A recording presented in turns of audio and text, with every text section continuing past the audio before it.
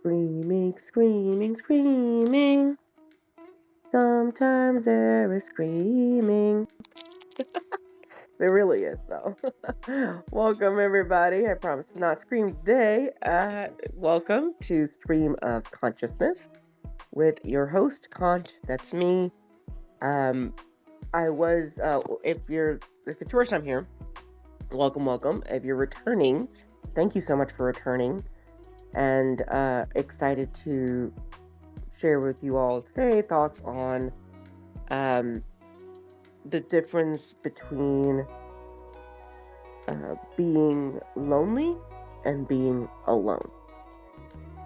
Last week I did not record last week, full honesty. And so I had a little bit of a creative block. I had multiple kind of ideas, but just nothing felt valuable enough to share and have take people's time up to here. So last week we looked at, the first episode we looked at the difference between indirect and direct impact, and wanting to make direct impact when indirect is just as powerful. And I was going to talk about what femininity and masculinity has, and how the part it plays in our spiritual path, in our lives, in our self-image, all of that. And as I kind of thought about it more, honestly, I don't think it was valuable enough. Take a look at the little clips I've put on this channel, because you still get a little shot of that, a little bit of controversy for your for your day. But I think it's more valuable to focus on the sense of loneliness and how that's different from being alone. I have probably felt loneliness my entire life. Never belonged. Had best friends, in India before I moved. I've had best friends since in the US, of course, as well. But not any consistent period of feeling belonging.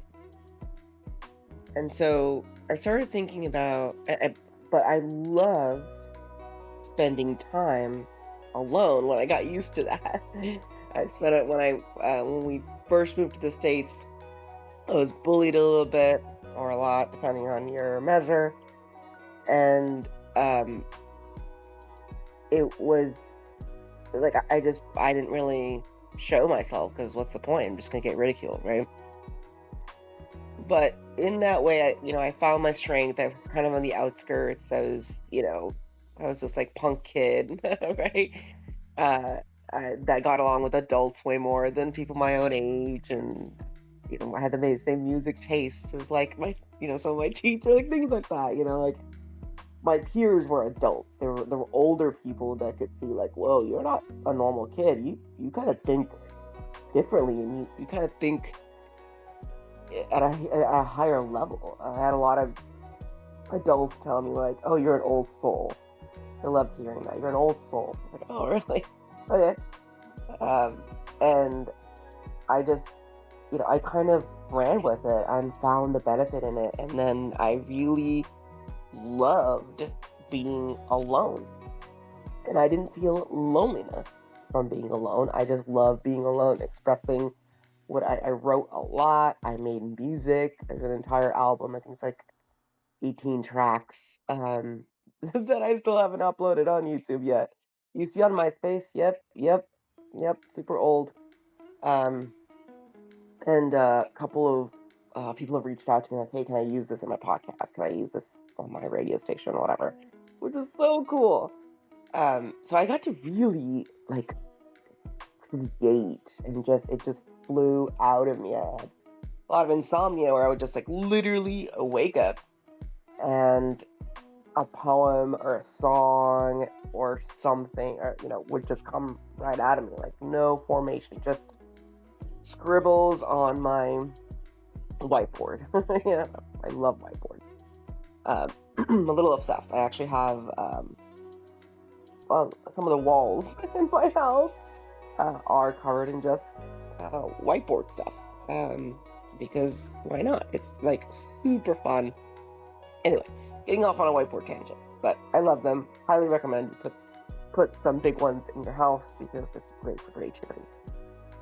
But back to the point of, I really learned to love time with myself. So I was alone, but I wasn't lonely.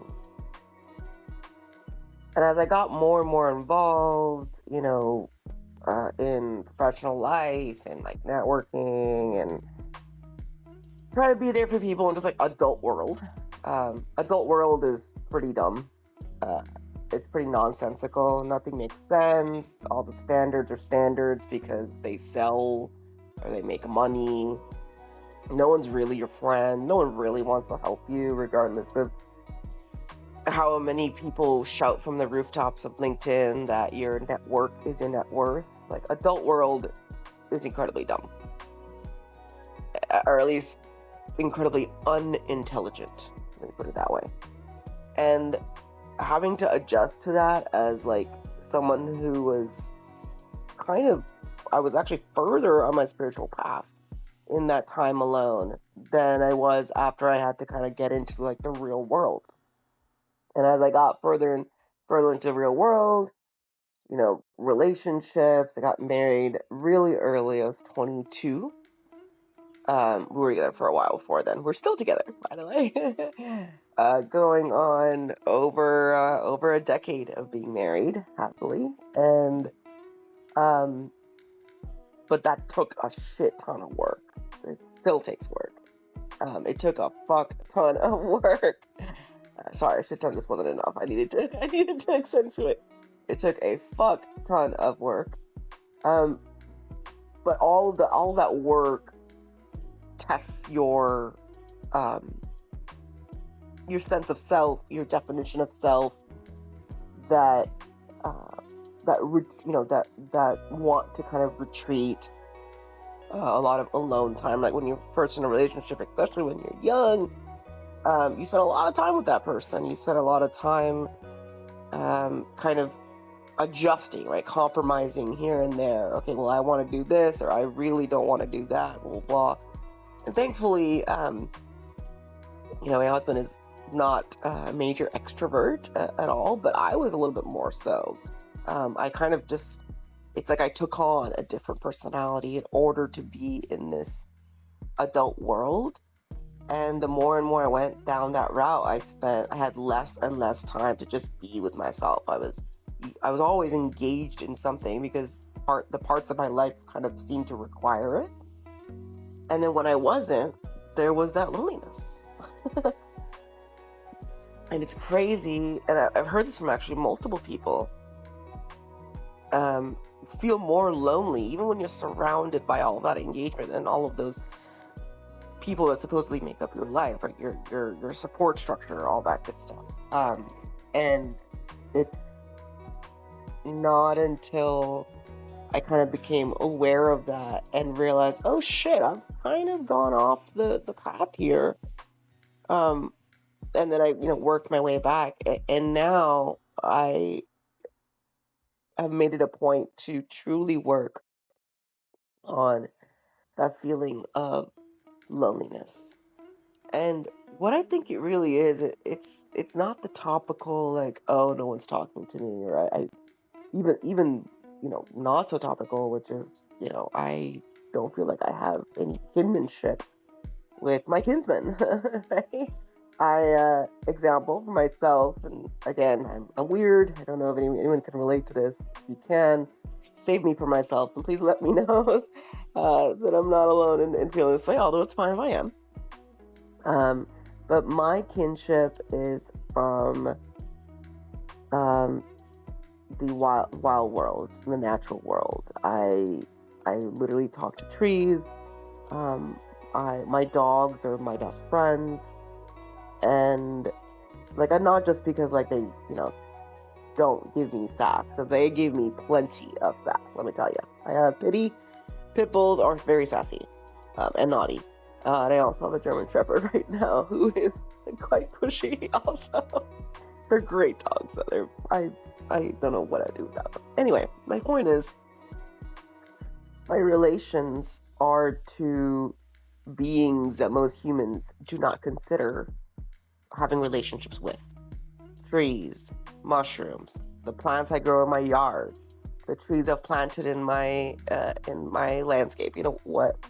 The living beings around me that may or may not have language that anyone can recognize, but those are my kinsmen. And I've always felt that way, but I felt weird about, like, okay, well, that's isn't that, like, kind of pathetic? Like, isn't that bad? And no, I don't think it's bad at all, because honestly, they're much more nourishing than any of my relationships with people, because they're not based off of words, they're not based off of lies. A lot of, I truly believe most of us are not as honest as we should be. Not necessarily because we want to lie, but because of the things we say to fool ourselves, because we run away from the truth at every chance we get. And I think that's where the root of loneliness really comes about. You can be alone and not be lonely if you feel there's no dissonance inside yourself. If you feel you are firm in what you believe and you're living what you believe, instead of sacrificing what you believe for standards or for acceptability, then you'll never feel lonely. Because the best thing you have is yourself, which is awesome. And the more I realize, like, oh, well, why don't I just, like, do I really know myself even? Like, why am I trying to get to know other people when I don't even, like, do I really know myself? Why don't I become my best friend first? And that was pretty transformative for me, for the alone versus loneliness. Even in a busy world, even being an entrepreneur, even having to care more about social capital, I still, at the end of the day, don't really give a shit if any of that comes to be, because I love being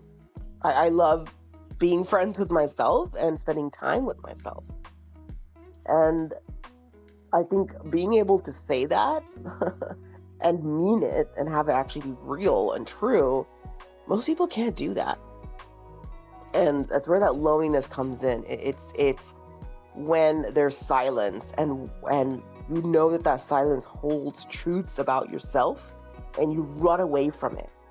And then so that feeling of loneliness comes about because there isn't anything to engage you, to distract you from that truth that you're wanting to be distracted from. So this is my share for today. Think about any time you feel lonely, anytime you feel lonely, think about how much time you spend alone by yourself. And if you do it, and if you don't do it because you feel lonely, or if you do it and don't really go all the way to really knowing yourself because you're addicted to that engagement. That engagement addiction is so strong in today's times. It's beyond, like, it has a grip stronger than most other things, other than maybe money, but even beyond money, actually. Because if someone's willing to engage with you, it makes you feel valuable. It makes you feel like you belong. Even if that engagement is the most shallow, worthless level of engagement, like social media. Now, I'm not going to trash social media. Not all of it, anyway. Excuse me. But I will, because it does have the power of community, really does, but it depends on the quality of people that are in it. And with today, society's priorities today and the youth's priority today, I highly doubt that the true potential to bring humanity together in communities of social media will ever come to be. I hope it will, but I don't think it will. So spend some time, ask yourself, how much do I know myself? My real self. And is my real self different from the trained self I have been for the past however long? And then test yourself. How much time can you spend alone with yourself without feeling lonely? How quickly are you going to pick up the phone to doom scroll? How quickly are you going to text someone? And I'm not saying this like an outsider. I struggle with this also. I'm speaking from experience. I had the other day. I was just sitting in meditation. I was sitting outside. It was a nice enough day, and so I just like to kind of just stare into space and just reflect and be inward. And I just like kept getting these pings. I'm like, okay, like, oh yeah, did that person ever get back to me? Or oh, I forgot to, send this person blah blah blah. I need to check up on this person. They were having a hard time, or like, all these other things. And like, oh, this idea for my blog, or this idea for this, or oh, I should have posted, like literally ping after ping after ping. And even, I try not to like engage with my dogs, obviously. They want the engagement. And then so I started noticing like we as humans are being just as bad as most dogs. I'm just like, play with me all the time. I need engagement. Like we have that puppy mind. People say monkey mind. Yes. We also have that puppy mind of everything is exciting. Give me something right now. I need to be engaging all the time. I don't want to rest. Even if I'm exhausted, resting is death. And so explore these concepts. Explore yourself. There's so much more to know about yourself. And it gives you so much decision clarity in life, even when you don't have control. It makes you feel so much relief and release, even when you come across stressful things, even when you want something you're not getting. It really just realigns the healthiness of your perspective, because you're doing it from knowing yourself and not needing anyone else, because we really don't need anyone else if we truly know ourselves.